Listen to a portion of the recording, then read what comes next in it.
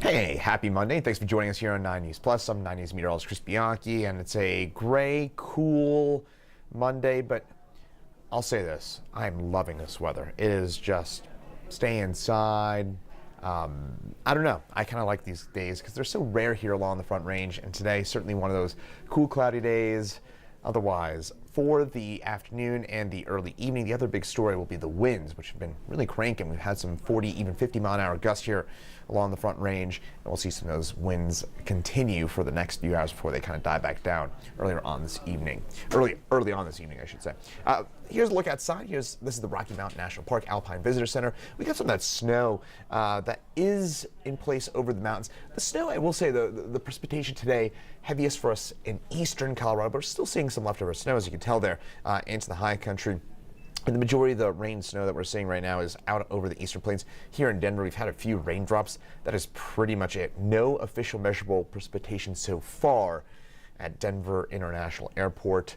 And here in downtown Denver, again, a few drops on the windshield. That's pretty much what I've gotten, what we've gotten here at Spirit Logan. I've been looking outside periodically, and a bit of that snow above 6,000 feet in elevation. Really, I should say, really kind of 6,500 feet in elevation. That's what it looks like as the rain-snow line at this point. So light rain and snow mix here in Denver for today. It is a bit windy for us as well. Again, I'm guessing you probably noticed it. I certainly did it earlier on this morning on my run. Sun will return for tomorrow and for Wednesday. HD Doppler radar showing us some of that rain snow mix for us across the eastern plains.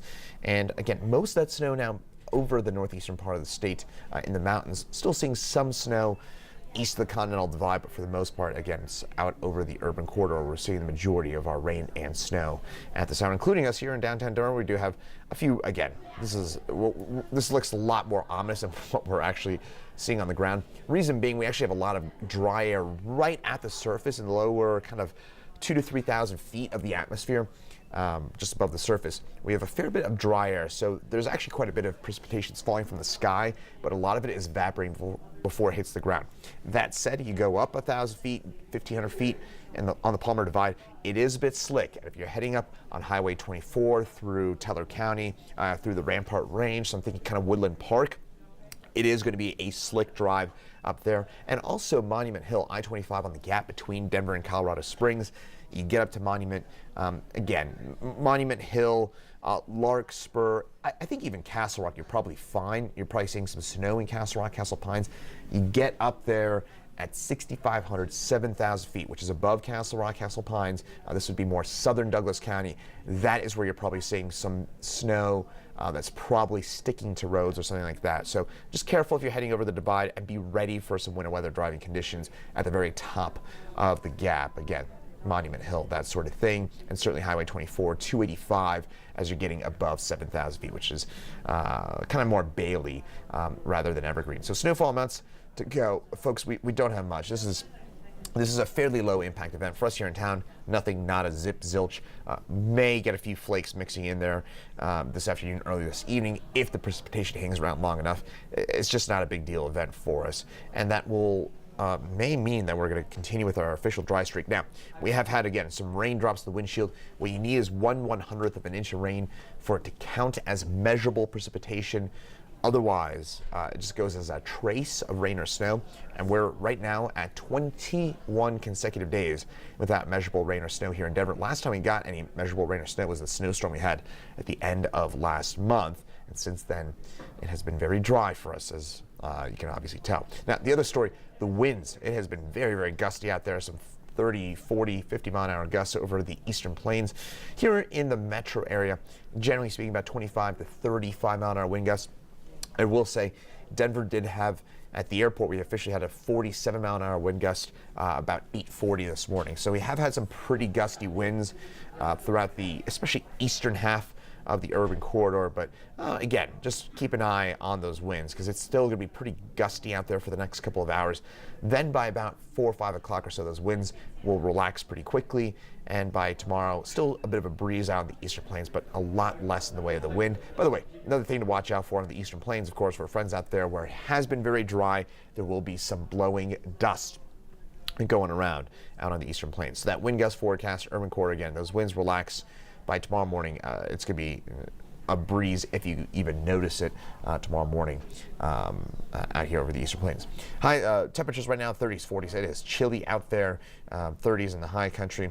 Those temperatures have really cooled on off across eastern Colorado in the high country a little bit as well, but you had more of the cool down yesterday. Highs today may get into the upper 40s. It's going to be a light rain snow mix. Temperatures in the 40s for us and the low 50s Eastern Plains for tonight. Slick roads above 6,000 feet. So if you are heading over the gap into the mountains, just keep an eye for some black ice and some patchy bits of ice. Certainly as you get above 7,000 feet, but maybe even as low as 6,000 feet. That's where we'll be a bit on the colder side. Temperatures 20s and 30s Eastern Plains, teens and 20s into the high country for those lows tonight. Tomorrow, mid 50s for us, mostly sunny skies, and it is going to be mostly a seasonal day for us for tomorrow. Our average high for this time of year is in the low 50s. We'll be in maybe the mid 50s. You get the idea here, folks. It's going to be a pretty nice day overall. 30s and 40s into the high country, and then by the end of the week, and of course Thanksgiving coming up on Thursday. I'll have more details on your Thanksgiving forecast in just a second, but it looks like for Friday, just an early heads up, if you have those plans to, well, I don't know, we were talking about this in our morning meeting today. I don't know if anybody actually does this standing outside thing on Black Friday, but if you are, this would be a year to skip that, because it is going to be pretty snowy and cold for us on Black Friday, with the potential for, I would say the likelihood at this point that we're talking about 2 to 4, maybe even 3 to 6 inches of snow come Friday, kind of light, fluffy snow. Very cold for us on Friday. Some of that snow may stick around early Saturday as well. So again, there's that snow that'll continue for Friday and into Saturday. 7-day forecast, a little bit of everything over the next few days. We get very nice for us on Tuesday, Wednesday, with highs in the mid 60s on Wednesday. Thursday, clouds will increase on your Thanksgiving, and then, but it should stay dry. It's not until probably well after dark the way it's looking right now. I would say maybe 9, 10, 11 o'clock or so Thanksgiving night, we may see that snow start to develop. And then it's more Friday morning and Friday during the day that we'll see that snow. Saturday, Sunday, Monday. It's just cold, but things clear on out pretty quickly for us. And that'll include, by the way, the red-hot Denver Broncos. I'm thrilled to say this. I'm a huge Bronco fan. I'll actually be at the game on Sunday.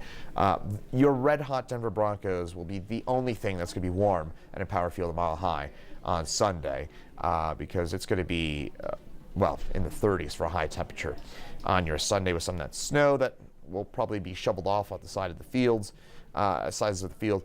You know what, here, folks, let's just keep it rolling. You know what, this streak started when the Broncos beat the Chiefs right after it snowed. So I got a good feeling as the Broncos welcome the Cleveland Browns into town, hoping for win number 5 in a row. Get it done, Broncos. Let's keep this thing rolling. It's been fun for the last few weeks. This is probably more important. I'm a big Bronco fan, so I'm a little biased by showing that first. But Thanksgiving forecast, increasing clouds and breezy for your Thanksgiving.